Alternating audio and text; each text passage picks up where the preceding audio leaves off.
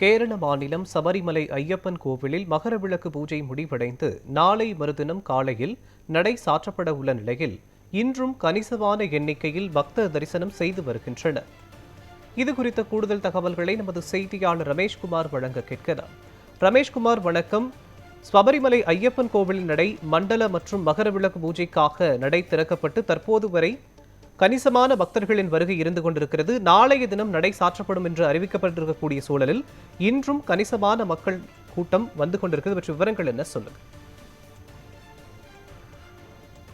மோகன், சபரிமலை ஐயப்பன் கோவிலில் மண்டல மகர விளக்கு பூஜைகள் என்பது முடிக்கப்பட்டு நாளை மறுதினம் காலை 6:30 மணி அளவில் நடை என்பது சாத்தப்படுகிறது. முன்னதாக நாளை வரையில்தான் பக்தர்களுக்கு அனுமதி என்பது வழங்கப்படுகிறது. நாளை மறுதினம் பக்தர்களுக்கு அனுமதி என்பது வழங்கவில்லை. தொடர்ச்சியாக இன்றைய தினத்துடன் அந்த மண்டல மகர விளக்கு காலத்துக்கான நெய் அபிஷேகம் இன்றைய தினம் நிறைவடைகிறது. தொடர்ச்சியாக இந்த மகர விளக்கு பூஜையை தொடர்ந்து கடந்த மாதம் 30ஆம் தேதி மாலை நடை என்பது திறக்கப்பட்ட ஒவ்வொரு நாளிலும் பக்தர்கள் கணிசமான எண்ணிக்கையில் தரிசனம் என்பது மேற்கொண்டு வருகின்றனர். கடந்த 14ஆம் தேதி மகர விளக்கு பூஜை என்பது நடைபெற்றது. அன்றும் 1,70,70,000க்கும் மேற்பட்ட பக்தர்கள் தரிசனம் என்பது செய்துகின்றனர்.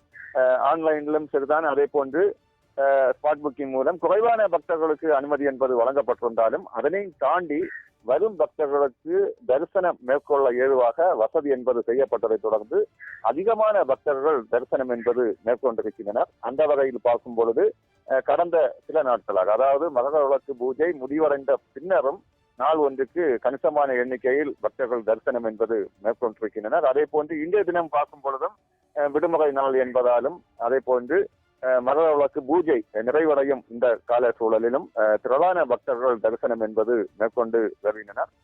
தொடர்ச்சியாக பார்க்கும் பொழுது வரும் கடந்த மாதம் 30ஆம் தேதி துவங்கி நாளை வரையிலும் பக்தர்களுக்கு அனுமதி என்பது வழங்கப்படுகிறது. நாளையும் கணிசமான எண்ணிக்கையில் பக்தர்கள் தரிசனம் மேற்கொள்வார் என்று எதிர்பார்க்கப்படுகிறது. நாளை மறுதினம் காலை நடை என்பது சாத்தப்படுகிறது. அதன் பிறகு பாரம்பரிய சடங்குகள் செய்து அதன் பிறகு தந்திரி, மேல்சாந்தி ஆகியோர் நடை சாத்தி அவர்கள் வெளியேறுவார்கள். இந்த சடங்கும் நாளை மறுதினம் காலை என்பது நடைபெறுகிறது.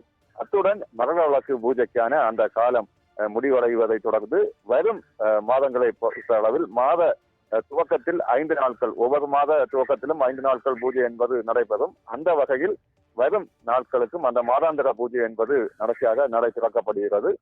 இதனைத் தொடர்ந்துதான் அந்த முன்னேற்பாடாக அரசாங்க நடவடிக்கைகளும் தற்பொழுதும் எடுக்கப்பட்டு வருகின்றன. தொடர்ச்சியாக மண்டல காலத்தின் பொழுதும் சரிதான், அதே போன்று மகர விளக்கும் பூஜையின் பொழுதும் திரளான பக்தர்கள் தரிசனம் மேற்கொண்டிருந்தாலும் அந்த கணிசமான எண்ணிக்கையில் பக்தர்கள் தரிசனம் செய்ய திருவிதாங்கூர் தேவஸ்வம் போர்டும் அதே போன்று காவல்துறையும் சரிதான், கேரள உயர்நீதிமன்றமும் கணிசமான எண்ணிக்கையில் பக்தர்களை அனுமதிக்க வேண்டும் என்று தெரிவித்ததை தொடர்ந்து அந்த ஒரு பாதுகாப்புடன் பக்தர்கள் தரிசனம் என்பது செய்து வருகின்றனர். மோகன்,